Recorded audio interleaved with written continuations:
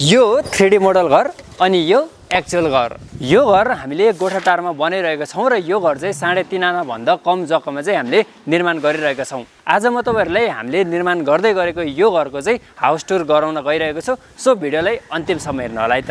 दक्षिण दिशातर्फ फर्किएको यो घर हामीले गोठाटारमा बनाइरहेको छौं र यो घरको काम चाहिँ अलमोस्ट सम्पूर्ण फिनिशिङ भइसकेको छ।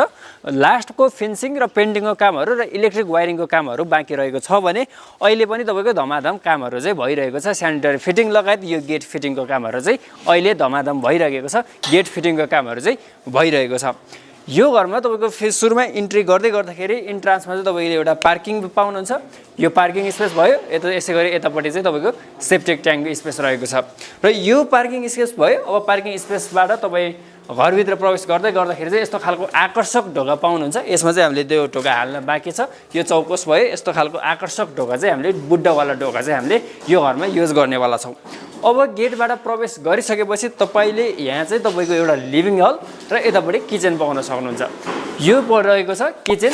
किचनको लागि चाहिँ तपाईको हामीले यस्तो खालको मोडुलर किचन बनाएको छौं। यस्तो आकर्षक modular kitchen, top cabinet, bottom cabinet, यसरी डबल सिङ्क हालेर चाहिँ हामीले किचन बनाएको छौं। यो रहेको फ्रिज पार्ट र यसै गरी यतापटि चाहिँ हाम्रो लिभिङ रुम रहेको छ र लिभिङ रुम र किचनलाई पार्टिसनको लागि चाहिँ यस्तो खालको आकर्षक पार्टिसनको प्रयोग गरेर चाहिँ हामीले पार्टिसन युज गरेको छौं र लिभिङ हलमा पनि अलमोस्ट सबै काम भइसकेको छ। इन्टिरियरको लागि फल सिलिङ भयो र त्यसै गरी वाल क्लेडिङको कामहरु चाहिँ भइरहेको छ र यो अलमोस्ट कम्प्लिट भइसकेको छ। यसै गरी यो लिभिङ हलमा एउटा गेस्ट रुम पनि रहेको छ। यो गेस्ट रुम भयो। यसै गरी एउटा कमन टोयलेट बाथरुम यो भयो।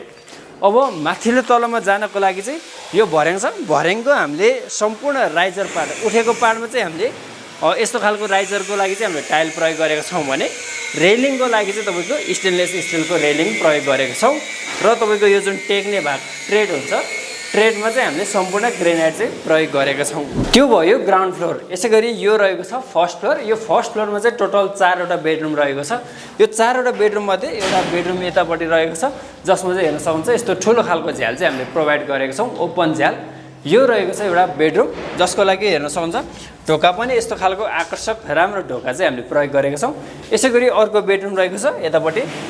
यसमा पनि यो झ्याल चाहिँ तपाईको एउटा ठूलो ओपन झ्याल चाहिँ रहेको छ र यो चाहिँ तपाईको यतापटि एउटा बाथरुम, अट्याच बाथरुम र एउटा क्लोजेट पनि रहेको छ। यसै गरी यो रहेको छ ढोका। यस्तो खालको आकर्षक ढोका चाहिँ हामीले यो घरमा प्रयोग गरेका छौं। अर्को कोठाहरु रहेको छ यो फ्लोरमा यतापटि रहेको छ। यो चाहिँ तपाईको एउटा बेडरुम भयो। यतापटि एउटा बेडरुम। यसमा पनि तपाईको ओपन ठूलो झ्याल रहेको छ भने अर्को बेडरुम रहेको छ। अर्को बेडरुम चाहिँ तपाईको यतापटि रहेको छ।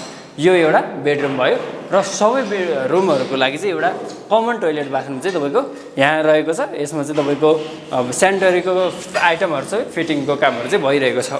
अब माथिल्लो तलमा जाउँ र यो रहेको छ टप फ्लोर। यो टप फ्लोरमा चाहिँ तपाईको टोटल जम्मा 3 वटा रुमहरु चाहिँ रहेको छ।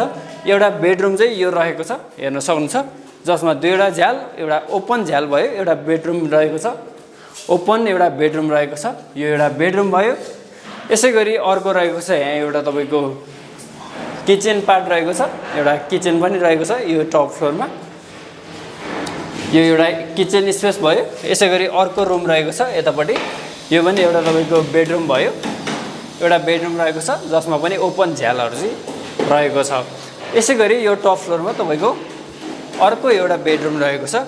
हेर्न सक्नुहुन्छ यो एउटा ठूलो एउटा ओपन बेडरुम चाहिँ भयो र यस्तो खालको आकर्षक ढोका चाहिँ हामीले यो घरमा चाहिँ प्रयोग गरेका छौं सम्पूर्ण झ्याल ढोकाको लागि। यसै गरी यो रहेको छ कमन टोयलेट। यो चाहिँ सबै रुमहरुको लागि कमन टोयलेट चाहिँ यो रहेको छ। यदि तपाईहरु पनि आफ्नो कम भन्दा कम जग्गामा चाहिँ यसरी आकर्षक र समयसरै तरिकाले घर निर्माण गर्न चाहनुहुन्छ भने एक्सपर्ट सेवालाई सम्पर्क गर्नु होला है त।